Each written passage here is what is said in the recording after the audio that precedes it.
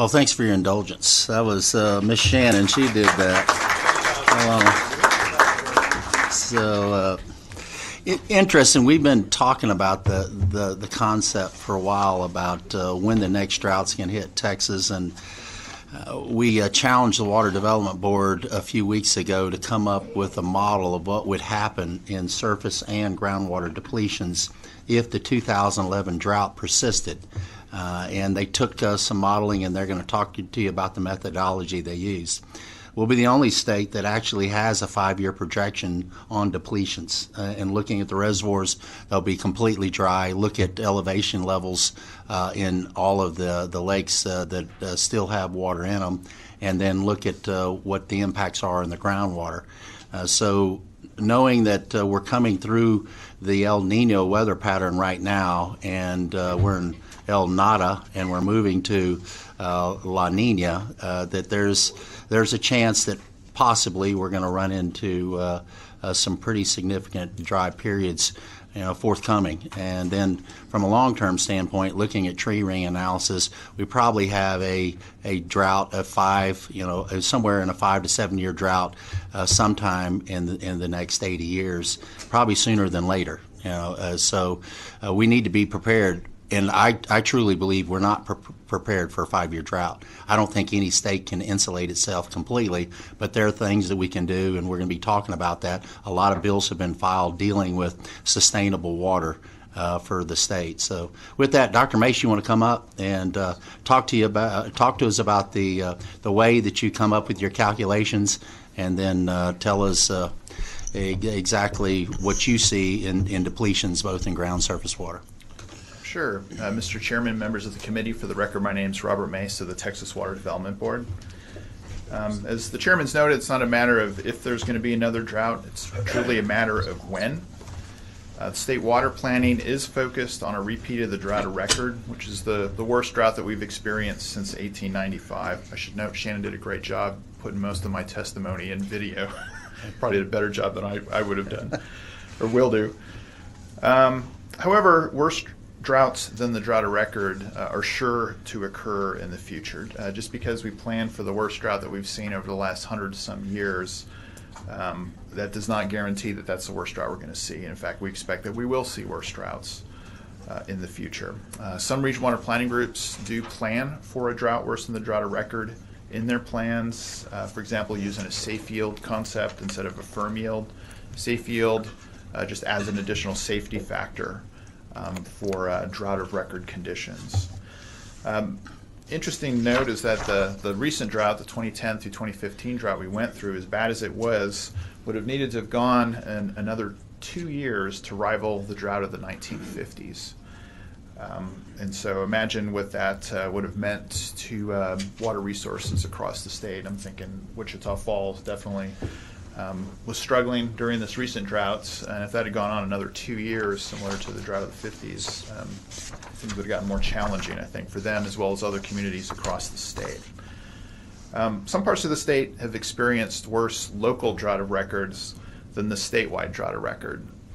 And sometimes we get sloppy, and I'm guilty of this, talking about the drought of record and the drought of record being the 50s. But the reality in the water planning is it really depends on that. Whatever that local drought of record is, that's what those communities plan for. And so if this recent drought was more severe than the drought of the 50s, those communities will be planning for that new drought of record. Some examples. Lake Meredith, north of Amarillo. When I look at the firm yield for Lake Meredith in the 2012 State Water Plan, it was about 70,000 acre-feet per year. Having gone through this recent drought, one could argue they're actually still in drought, that firm yield for the new State Water Plan that came out in 2017 is 37,000 acre-feet per year. Lower Colorado River Authority, reading through the Region K Regional Water Plan that fed into the 2017 drought, said that their firm yield estimates for their reservoir and run-of-river water supplies decreased 100,000 acre-feet due to the recent drought, 2010 through 2015. Interestingly, 90,000 acre-feet of that decline in firm yield was the run-of-river decline. 10,000 of that was due to a decline in firm yield for the Highland Lakes. Next slide, please. As Chairman noted, And as was noted in the video, tree ring studies are a proxy for being able to look farther back than 1895 in our records. And what you're looking at here is they map out the thickness of the tree ring and then correlate that to rainfall. And so the blue line there is the kind of the calibration part. So that's where we have tree rings and we have measured rainfall. So the tree ring scientists can compare and make sure that their tree rings are being a good predictor. And then going before that time, before 1895, they can just look at old trees, calculate the thickness of those rings, count them back in time, and then project climatic conditions back even farther. So you can see there was a doozy of a drought right after the Civil War. Although we don't have measurements of that, there are anecdotal accounts of that drought, severe drought hitting Texas. Of course, another one in 1800. And then going back to kind of just after 1550, you can see there was a multi-decadal drought. And climatologists will refer to these as the medieval mega-droughts, which, by the way, would be a great name for a band made of hydrologists. But there were multi-decadal droughts in the 14th, 15th, and 16th centuries seen in the American Southwest. That's interesting. Based on the tree ring data, it shows that severe or extreme droughts occur in Texas about once every 15 years, and extreme droughts, such as the one we recently had, tend to occur every 40 years. So the next slide, as the chairman noted, the chairman had asked us the question, what happens to our water resources if we had 2011 drought conditions repeated for 5 years in a row? And so we took a look at what that might mean for surface water as well as for groundwater resources. I want to stress there's a lot of assumptions in this analysis, both on the surface water and the groundwater side, but it does give us, I think, a useful peek into what might happen if we had to go through a drought like that. What we did was we just looked at the trends. So on the surface water resources, we looked at reservoirs, we looked at the decline in storage at the beginning of 2011, at the end of 2011, and then we propagated that forward for an additional 4 years to create a 5-year picture. On the groundwater side, we did the same thing. We looked at the water level declines and propagated those forward, and we also looked at the declines in storage and propagated those forward. Next slide, please. So what we found looking at surface water was that, well, first during 2011, and this is not an estimate, this is what happened, we saw a 24% decrease in reservoir storage in the state during 2011. When we propagate that out for 5 years, for an additional 4 years, for a total of 5 years, we see that the volume of water in storage would probably decrease by 81%. You might be wondering, how come it doesn't go down an extra 24% every additional year? It's because reservoirs go dry as we go along, and we took that into account. By this analysis, it's potentially 70 reservoirs going dry, which is 61% of the reservoirs that we analyzed, the 117 reservoirs we analyzed. 7 additional reservoirs would lose more than 90% of their storage during that time period. Next slide.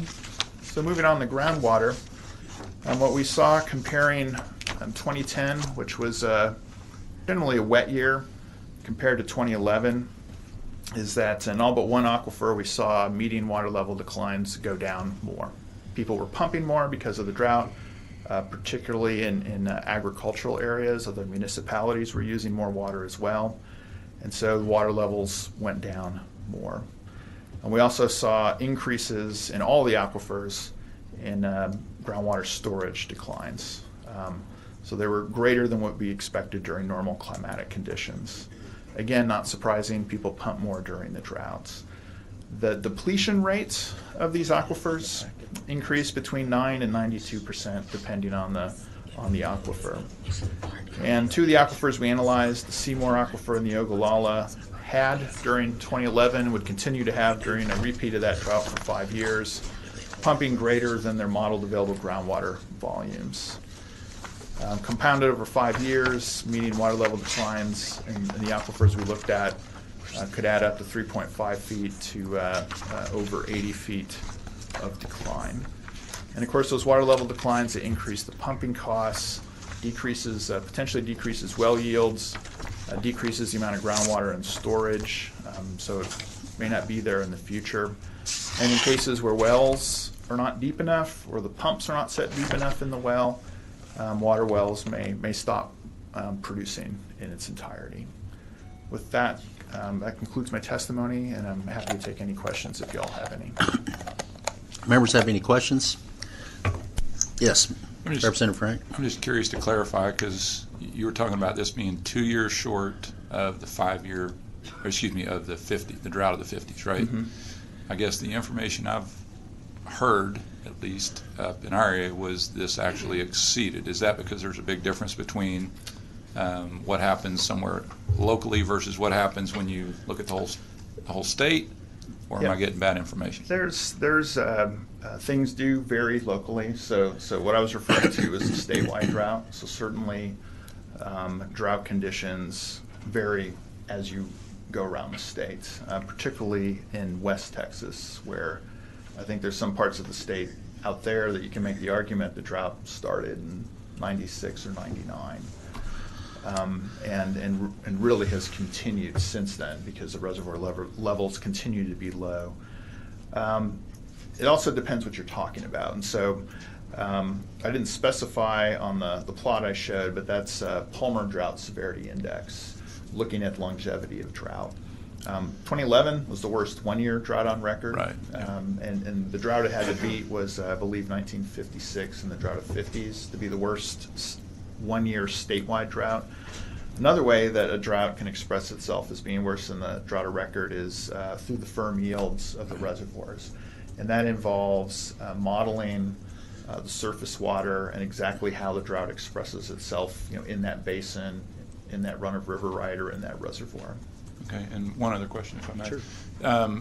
This wasn't in your testimony, but it was in the presentation. It said 254, and this was in the 50s, said 254, or I guess all but 10 of the 254 counties were declared disaster areas. Where were the 10? Do you have any idea? I don't know. Okay, I was just curious. I was like, that is as widespread as it gets. I was just curious if that was South Texas, East Texas. My guess would be East Texas. My guess would be, yeah, that would be my guess. Any other questions or comments? Thank you, Dr. Mace. Sure. I appreciate the work that you've done. I know that we also have in our background material all of the reservoirs that you looked at of the 117. Mm-hmm. They have the 70 that would be completely dry, and then the balance of them, they'd show the amount of water that would be left in the reservoirs. I think it's futuristic. I think you've got to know this. History is prologue, and you need to know the next drought's coming. We are ill prepared based on our population surge. That's the difference between the drought of the 50s. We've got a little bit more than three times the number of people, and our industrial use is significantly higher. So the compression on the resources is going to happen a lot quicker, like we saw in 2011. And if we get a 2 or 3 year drought, then we're all going to be fighting each other for the water again. So it's great work. So truly appreciate it. You're welcome. Thank you.